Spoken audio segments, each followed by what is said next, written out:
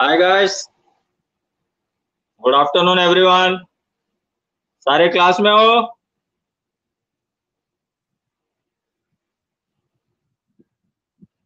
अरे कौन सा गुड आफ्टरनून मैम, सर आ गए यहाँ पे। मैं मैम दिख रहा हूँ क्या तेरे को? ऋषिका, रिंजल। रिंजल है, तनिषा क्यों रो रही है? क्या हो गया? क्यों रो रही है? आज खाना नहीं मिला क्या तनिषा को?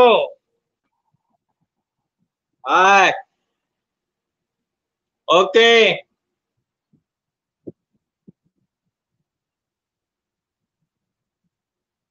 नमस्कार नमस्कार नमस्कार। चलो, तो लास्ट क्लास मैंने स्टार्ट किया था जुडिशियरी। जुडिशियरी में आज हम करेंगे, पेज नंबर आ जाओ 56 में, इंडिपेंडेंट जुडिशियरी। तनिषा हंस रही है तो वो रोने वाले मुंह क्यों बनाई है स्माइली? चलो अच्छी बात है, हंसते रहो, कीप स्माइलिंग। तो आज हम करेंगे इंडिपेंडेंट जुडिशियरी, पेज नंबर 56। सबने निकाल लिया? सिविक्स का पेज नंबर 56, इंडिपेंडेंट जुडिशियरी निकालो। सबने निकाल लिया?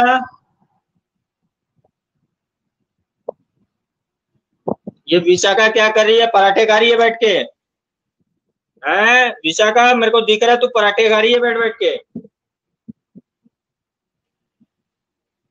क्या बुक निकाल लिया, पराठे निकाल ली?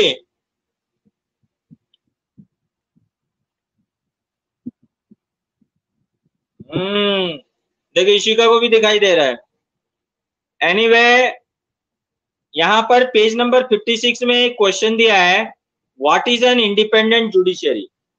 कि इंडिपेंडेंट जुडिशियरी होता क्या है, इसको हमको समझना है कि इंडिपेंडेंट जुडिशियरी हम किसको बोलते हैं। Imagine a situation in which a powerful politician has encroached on land belonging to your family. Within this judicial system, the politician has power to appoint and dismiss a judge from his office. When you take this case to court, the judge is clearly partial to the politician. The control that the politician holds over the judge does not allow for the judge to make an independent decision. This lack of independence would force the judge to make all judgments in favor of the politician. Although we often hear of rich and powerful people in India trying to influence the judicial process, the Indian Constitution protects against this kind of situation by providing for the independence of the judiciary. One aspect of this independence is the separation of powers. This is, as you read in chapter 1, is a key feature of the Constitution. What this means here is that other branches of the government, the legislative and the executive, cannot interfere in the work of judiciary. The courts are not under the government and do not act on their behalf. इसका मतलब क्या होता है? मान लो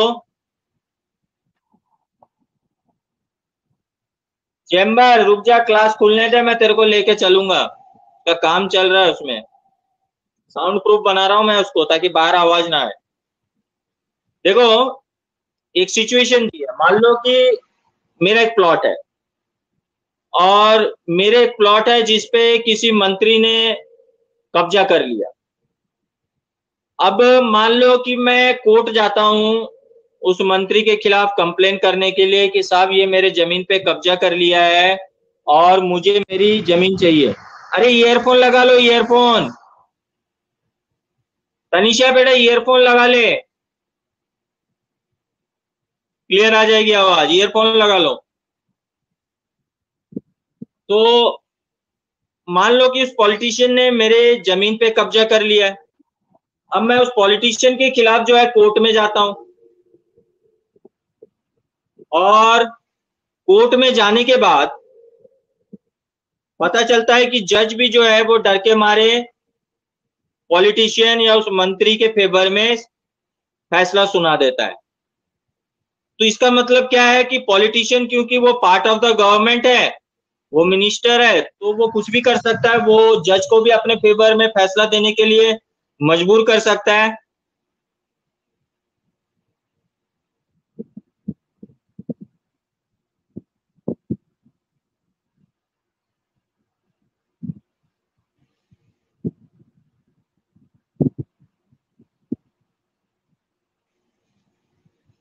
तो इस कारणवश जो है एक डेमोक्रेटिक कंट्री में एक फ्री फेयर में न्याय का प्रोसेस नहीं हो पाएगा। इसी को ध्यान में रखते हुए हमारे देश के जुडिशरी को जो है वो इंडिपेंडेंट रखा गया है। हमारे देश की इंडिपेंडेंट जुडिशरी को इंडिपेंडेंट रखा गया है एग्जीक्यूटिव और लेजिस्लेचर के कंट्रोल से। यानी हमारे देश का कोई भी मिनिस्टर, कितना भी पावरफुल पॉलिटिशियन हो या देश का कितना भी बड़ा मंत्री हो, वो जो है हमारे जुडिशियल वर्किंग सिस्टम पे चैलेंज नहीं कर सकता, हमारे जुडिशियल वर्किंग सिस्टम पे क्वेश्चन नहीं कर सकता। यानी कोर्ट जो है वो किसी के भी खिलाफ जो है वो सजा सुनाने में और डिसीजन देने में जो है बिल्कुल इंडिपेंडेंट है। तो इस तरीके से जो है इंडिपेंडेंट जुडिशरी काम करती है हमारे देश में। और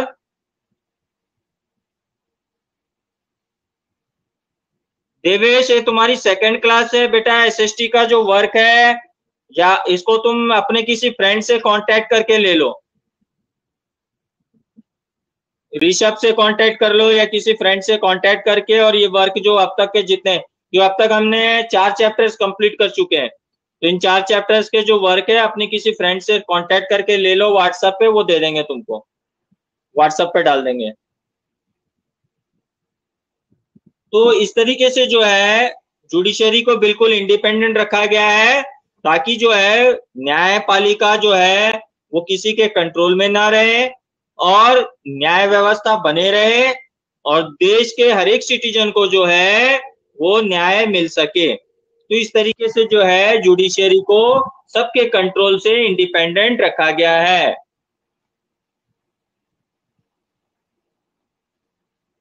It is the independence of the judiciary that allows the courts to play a central role in ensuring that there is no misuse of power by the legislature and executive.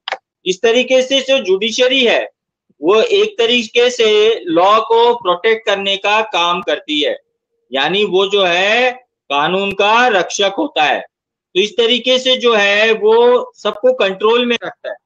इस तरीके से जो है न्याय व्यवस्था जो है हमारे देश की वो जो है बनी रहती है।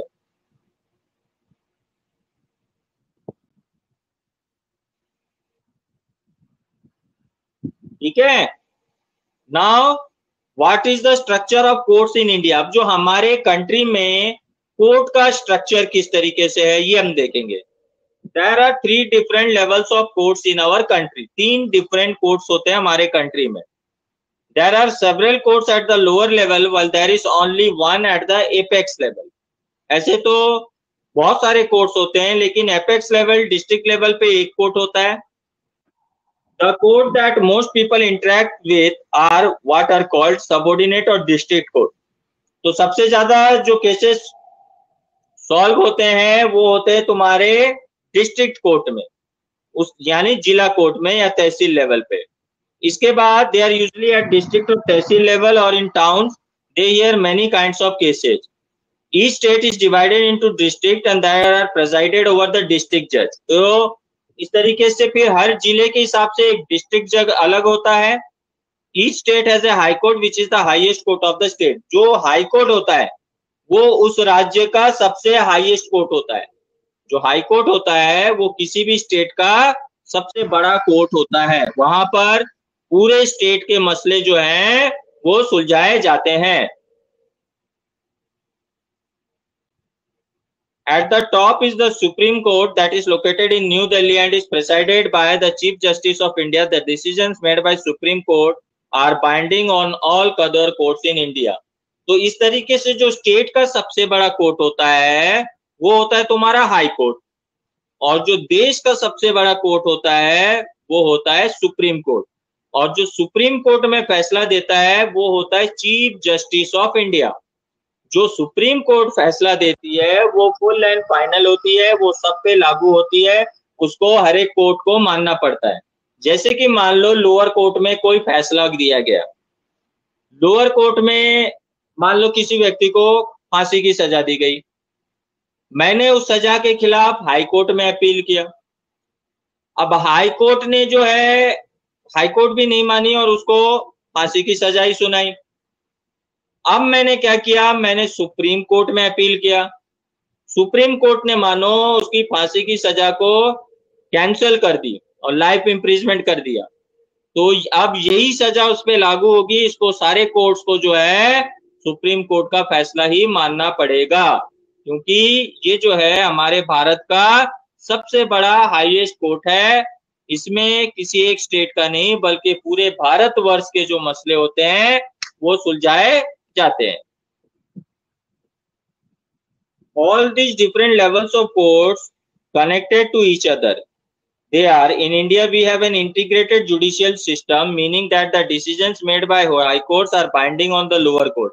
Another way to understand this integration is through the appellate system that exists in India. This means that a person can appeal to higher court if they believe that the judgment passed by the lower court is not just. Appellate jurisdiction. Appellate jurisdiction का मतलब क्या होता है? जैसे कि मैंने अभी बताया कि अगर मैं लोअर कोर्ट के किसी डिसीजन से संतुष्ट नहीं हूं तो उसके खिलाफ मैं हायर कोर्ट में अपील कर सकता हूं। स्टेट का जो सबसे बड़ा कोर्ट होता है वो होता है तुम्हारा हाई कोर्ट। वहां से भी अगर मैं सेटिस्फाइड नहीं हूं तो मैं फिर सुप्रीम कोर्ट में अपील कर सकता हूं और वहां का डिसीजन जो है वो सब पे लागू होगा। तो इस तरीके से इसको हम कहते हैं एपिलेट जुरिस्डिक्शन, इस प्रोसेस को। अब देखो यहाँ पर एक केस दिया हुआ है कि let us understand what we mean by appellate system by tracking a case state Delhi administration Lakshman Kumar and others. एक केस था दिल्ली एडमिनिस्ट्रेशन का और लक्ष्मण कुमार एंड अदर्स के नाम से एक केस था। उस केस के बारे में अब हम पढ़ते हैं, देखते हैं उसमें क्या है।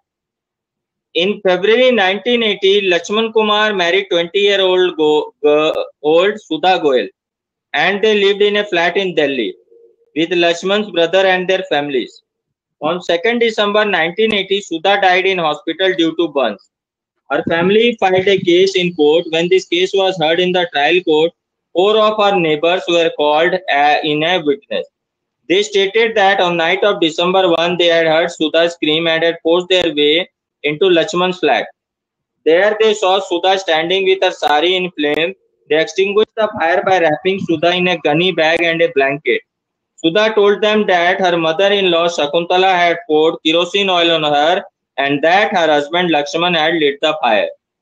During the trial, members of Sudha's family and a neighbor stated that Sudha had been subjected to torture by her in-laws and that they were demanding more cash, a scooter and a fridge on the birth of first child.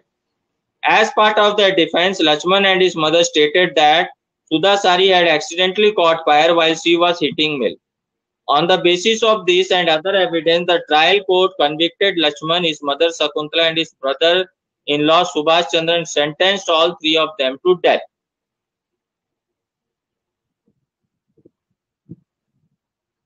ये case है दहेज प्रथा का। इसमें क्या है कि लक्ष्मण कुमार नाम का एक व्यक्ति था जिसकी शादी सुधा गोयल नाम की एक लड़की से हुआ था। वो दिल्ली में एक फ्लैट में रहते थे और ऐसा मानना है कि दहेज के लिए उसके सुधा के जो ससुराल वाले थे वो दहेज की डिमांड कर रहे थे, कैश की डिमांड कर रहे थे, स्कूटर का डिमांड कर रहे थे और इस वजह से जो है सुधा को उसके फ्लैट पे जिंदा जला दिया गया। जो पड़ोसी थे उनका कहना ये था कि उन्होंने फ्लैट से सुधा के चिल्लाने की आवाज सुनी और जब वो वहां पर गए तो सुधा जल रही थी, उसने साड़ी पहन रखा था और कुछ पड़ोसियों को ये कहना था कि उन्होंने यहां तक भी देखा था कि उसके हस्बैंड जो है लक्ष्मण ने ही सुधा को आग लगाया था। अब सुधा मर जाती है लेकिन उसका बयान ये था कि उसके सास ने उस पर केरोसिन डाल दिया था और उसके हस्बैंड ने उसको आग लगा दिया। अब ये केस ट्रायल कोर्ट में चला और पड़ोसियों के बयान के आधार पर पुलिस रिपोर्ट के अनुसार जो सुधा का पति, उसकी सास और उसके देवर तीनों को ही फांसी की सजा मिली ट्रायल कोर्ट से, यानी निचली अदालत से। अब आगे क्या हुआ देखते हैं। In November 1883, the three accused went to the High Court to appeal against this verdict of the trial court. The High Court, after hearing the arguments of all the lawyers, decided that Sudha had died due to an accidental fire caused by kerosene stove. Lakshman, Shakuntala and Subhash Chandra were acquitted. अब ये जब high court में इन्होंने इस case के खिलाफ appeal किया, high court में बहस के बाद हाई कोर्ट में ये माना गया कि सुधा को जो है उसकी सास ने और उसके पति ने नहीं जलाया था, बल्कि दूध गर्म करते वक्त हादसे में उसके साड़ी में आग लग गई गलती से और उससे सुधा जल गई, जिससे उसकी मृत्यु हो गई। इसलिए उसके सास दोषी और उसके पति और उसके देवर को दोषी नहीं ठहराया जा सकता, और इसलिए जो है उन तीनों को बरी कर दिया गया। You may remember the photo essay on the women's movement in class 7 book. You read about how in the 1980s, women group across the country spoke out against dowry tax. They protested against the failure of courts to bring these cases to justice. The above High Court judgment deeply troubled women, and they held demonstrations and filed a separate appeal against this High Court decision in Supreme Court through the Indian Federation of Women Lawyers. अब जब high court ने उनको बरी कर दिया तो बहुत सारे औरतें जो हैं इस फैसले को सुनकर नाराज हो गई। उनको लगा कि ये दहेज के कारण जो मृत्यु होती है, जो ससुराल वाले लड़कियों को अत्याचार करते हैं और जला देते हैं दहेज के नाम से। अरे पार्थ, मैं तेरे को मैम दिख रहा हूं, आंखें फाड़।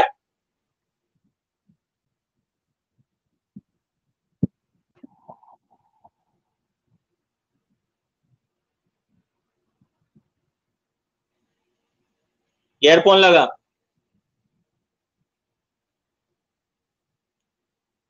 तो बहुत सारे जो विमेन्स एसोसिएशन थे उन्होंने जो है इस फैसले के खिलाफ आवाज उठाई, और उन्होंने क्या किया, विमेन्स एसोसिएशन ने इस फैसले के खिलाफ वापिस उन्होंने जो है सुप्रीम कोर्ट में अर्जी दायर की, उन्होंने वहां पर अपील किया। In 1985, the Supreme Court heard this appeal against the acquittal of Lakshman and two members of his family. The Supreme Court heard the arguments of the lawyers and reached a decision that was different from that of the High Court. They found Lakshman and his mother guilty but acquitted the brother-in-law, Subhas, because they did not have enough evidence against him. The Supreme Court decided to send the accused to prison for life. और वापिस supreme court में इस case पर बहस हुई, और इस case में बहस होने के बाद ये सुप्रीम कोर्ट ने माना कि लक्ष्मण सिंह और उसका सास जो है वो दोनों जिम्मेदार है सुधा की मौत के लिए, और उन दोनों को जो है उम्र कैद की सजा दी गई। क्योंकि उसके देवर के खिलाफ ज्यादा कोई सबूत नहीं मिले थे, इसलिए उसके देवर को छोड़ दिया गया, लेकिन उसके सास और उसके हस्बैंड को जो है वो लाइफ इम्प्रिजमेंट यानी उम्र कैद की सजा सुनाई गई। तो हम इस केस में देख सकते हैं कि कैसे हाई कोर्ट में एक डिसीजन देने के बाद भी सुप्रीम कोर्ट ने उस डिसीजन को जो है वो चेंज कर दिया। अब हम आते हैं, what are the different branches of legal system, कि लीगल सिस्टम के क्या क्या अलग ब्रांचेस हैं। The above case of dowry death falls within what considered a crime against society and is a violation of criminal law. In addition to criminal law, the legal system also deals with civil law cases. You read in chapter 4 how a new civil law was passed in 2006 to protect women against domestic violence. तो देखो, ये जो crimes होते हैं, अलग अलग जो crimes होते हैं, इनके आधार पर जो है, इन क्राइम के आधार पर ये डिसाइड किया जाता है कि ये एक सिविल केस है या एक क्रिमिनल केस है। और सिविल और क्रिमिनल केस के आधार पर जो है वो अलग अलग फैसलों का डिसाइड होता है और उसमें सजा भी उसी तरीके से जो है वो डिसाइड होता है।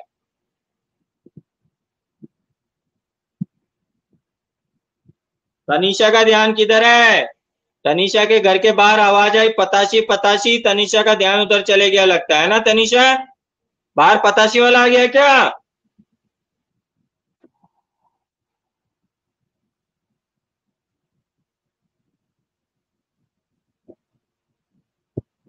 देखो तनीषा का सुन के विशाखा को भी खाने की इच्छा हो रही है। विशाखा का भी जीभ लपलपाई है। विशाखा,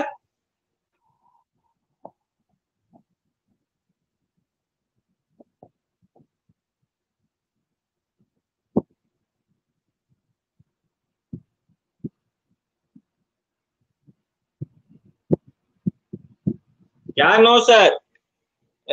खट्टी मीठी मिक्स करके मस्त करके खाते नहीं।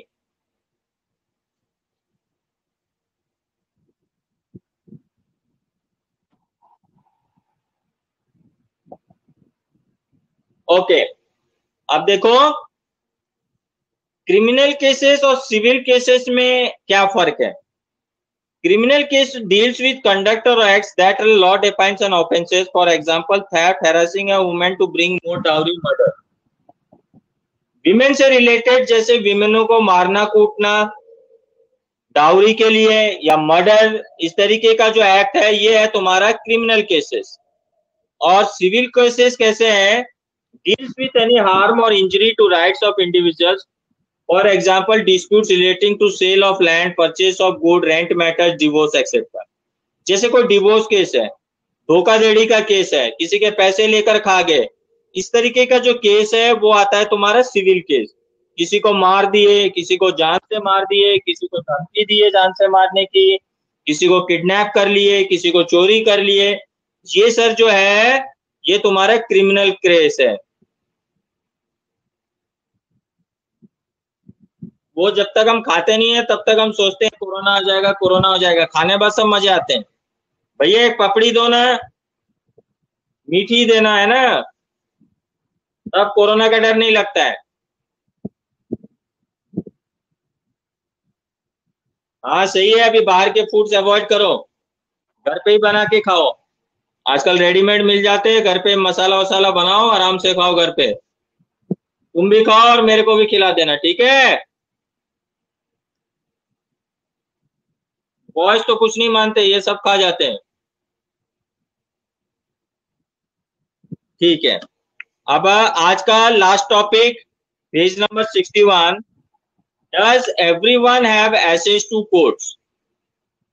Does everyone have access to courts मतलब क्या हर किसी को कोर्ट जाने का अधिकार है? मुझे ही बनाना आता है तो फिर बात ही क्या थी। मैं दो चार फिर पताशे के ठेले ही लगा लेता ब्लू स्टार के बाद। In principle, all citizens of India can access the courts in this country. This implies that every citizen has a right to justice through the court. हमारे देश में हर व्यक्ति को जस्टिस के लिए कोर्ट जाने का अधिकार है, वो कोर्ट जा सकता है। As you read earlier, the courts play a very significant role in protecting our fundamental rights. Court जो है हमारे कॉन्स्टिट्यूशन के तरफ से जो फंडामेंटल राइट्स दिए गए हैं उसको कोर्ट प्रोटेक्ट करता है। और अगर किसी के फंडामेंटल राइट्स उसको नहीं मिलते हैं तो वो उसके लिए आवाज उठा सकता है, वो कोई भी व्यक्ति क्यों ना हो, वो कोर्ट में जा सकता है। If any citizen believes that their rights are being violated, then they can approach the court for justice to be done. While the courts are available for all, in reality, access to courts have been difficult for a vast majority of the poor in India. Legal procedures involve a lot of money and paperwork as well as take up a lot of time. For a poor person who cannot read and his family depends on daily wage, the idea of going to court to get justice offers seems remote. लेकिन हमारे भारत में ऐसा देखा गया है कि हर एक व्यक्ति जो है वो न्याय के लिए कोर्ट नहीं जा पाता। न्याय के लिए कोर्ट क्यों नहीं जा पाता? उसका रीजन ये है कि बहुत से जो गरीब लोग हैं जो मजदूरी करते हैं, जो दिहाड़ी मजदूरी करते हैं, या बेचारे जो ठेले वाले हैं, जो पतासी टिकिया लगा के गुजारा करते हैं, ऐसे लोग जो है वो कोर्ट नहीं जा पाते। क्यों? क्या उसका रीजन है कि कोर्ट में केस करने में बहुत सारे पैसे खर्च होते हैं, वकीलों को पैसे देने पड़ते हैं सॉरी, बहुत सारे पेपर वर्क इन्वॉल्व होते हैं, तो वो इतना पैसा कहाँ से लाए? जो डेली कमाने खाने वाला व्यक्ति है वो बेचारा कोर्ट जाने की सोच नहीं सकता, क्योंकि उसके पास इतने पैसे नहीं होते कोर्ट्स में केस वगैरह फाइल करने के लिए या पेपर वर्क करने के लिए। तो ये लोग जो है, ये कोई छोटी मोटी बात हो जाती है तो ये चुप ही रह जाते हैं, ये कोर्ट नहीं जाते, क्योंकि इनके पास में कोर्ट कचहरी जाने का, वहां केस लड़ने का पैसे नहीं होते। In response to this, the Supreme Court in early 1980s devised a mechanism of public interest litigation or PIL to increase access to justice. It allowed any individual or organization to file a PIL in the High Court or Supreme Court on behalf of those whose rights were being violated. The legal process was greatly simplified, and even a letter or telegram addressed to the Supreme Court or High Court could be treated as PIL. In the early years, PIL was used to secure justice on a large number of issues such as rescuing bonded laborers for inhuman work conditions and securing the release of prisoners in Bihar who had been kept in jail even after the punishment term was complete. तो इस तरीके से supreme court ने एक PIL system बनाया है जिसका नाम है पब्लिक इंटरेस्ट लिटिगेशन। इसके तहत जो है, मान लो कोई गरीब व्यक्ति है, कोई पुअर लेबर क्लास है जो कोर्ट में केस नहीं लड़ सकता, वो एक लेटर या टेलीग्राम के थ्रू भी लिखकर डायरेक्ट सुप्रीम कोर्ट में पोस्ट कर सकता है, और सुप्रीम कोर्ट डायरेक्ट उसकी अर्जी सुनेगी और उस रीजन के डायरेक्ट कोर्ट को, संबंधित कोर्ट को डायरेक्शंस देगी उसको सॉल्व करने के लिए ऑन कोर्ट्स ओन इंटरेस्ट, यानी अपने इंटरेस्ट पे, उसका कोई पैसा नहीं लगेगा। इसके तहत जो है बिहार में बहुत सारे लेबर को जो है वो सिक्योर किया गया था। कई लोगों को जो है ये चाइल्ड लेबर जो है वो कराया जाता था, बंधुआ मजदूरी में काम कराए जाते थे खेतों में, छोटे मोटे फैक्ट्रियों में, जैसे ग्लास फैक्ट्री हुआ, चूड़ियों की फैक्ट्रियों में छोटे छोटे बच्चों को काम कराते थे, बंधुआ मजदूरी पे काम कराते थे। ये पब्लिक लिटिगेशन के द्वारा ऐसे बहुत बच्चों को जो है वो मुक्त कराया गया। इसके अलावा कई सारे ऐसे गरीब लोग थे जो छोटे मोटे केसों में जेल में बंद थे और उनकी सजा पूरी हो जाने के बावजूद भी वो जेल के अंदर ही बंद थे। तो ये पब्लिक इंटरेस्ट लिटिगेशन के थ्रू जो है उनको भी जो है जेल से फ्री कराया गया। तो इस तरीके से जो है PIL के थ्रू में जो है बहुत से गरीब लोगों की समस्याओं का जो है वो समाधान किया गया, उनका निस्तारण किया गया। Last para, did you know that the midday meal that children now receive in government and government aided school is because of PIL? ये जो तुमको पता है, सरकारी स्कूलों में जो मिड डे मील दिया जाता है, सरकारी स्कूलों में ना केवल फ्री एजुकेशन दिया जाता है बल्कि उनको खाना भी दिया जाता है फ्री में, और आजकल तो उनको दूध भी दिया जाता है, दूध बिस्किट वगैरह भी दी जाते हैं सरकारी स्कूलों में। नहीं, सबके लिए है, नॉट ओनली फॉर लेवल, हर किसी के लिए, हर गरीब व्यक्ति के लिए। तो ये जो सरकारी स्कूल में ज्यादातर जो बच्चे वही पढ़ने जाते हैं जो बहुत गरीब होते हैं, जिनके पेरेंट्स प्राइवेट स्कूलों में फीस अफोर्ड नहीं कर सकते, प्राइवेट स्कूलों में पैसे खर्च करके अपने बच्चों को नहीं पढ़ा सकते, उनकी इतनी हैसियत नहीं होती, वो बच्चे सरकारी स्कूल में पढ़ने जाते, गवर्नमेंट स्कूल्स में पढ़ने जाते हैं। अब ऐसे बच्चे जो गवर्नमेंट स्कूल में पढ़ने जाते हैं उनको सुविधाएं भी नहीं मिल पाती है, उनको बेसिक नीड्स नहीं मिल पाती, उनको किताबें नहीं मिल पाती, उनको प्रॉपर फूड नहीं मिल पाता। इसीलिए जो है PIL जो है इन बच्चों के लिए भी फाइल किया गया था, और फिर ये जो है गवर्नमेंट ने ये डिसीजन लिया कि जो बच्चे गवर्नमेंट स्कूल में पढ़ने के लिए आते हैं उनको किताबें, पेन, पेंसिल, इरेजर सब कुछ फ्री स्कूल से दिया जाता है। न केवल ये चीजें स्कूल से फ्री दी जाती हैं बल्कि जो है उनको खाना भी दिया जाता है। और आजकल जो है उनको दूध बिस्कुट भी दिया जाता है। तो इस तरीके से जो है ये सारे रिजल्ट्स ऑफ PIL है। तो दैट्स इट फॉर टुडे। आज के लिए इतना ही। सबको समझ में आ गया यहाँ तक? किसी को कोई डाउट है क्या? Anyone, any doubt? ओके। सभी तेरे को तो मैं चेंबर में डालूंगा, तू टेंशन मत ले। अच्छे से तेरे को डिटेल में समझाऊंगा चेंबर में डाल के, हर एक एंगल से। उसके बाद तेरे को पूरी लाइफ कोई डाउट नहीं होगी, पक्का guarantee. Okay, thank you, have a nice day, enjoy, bye.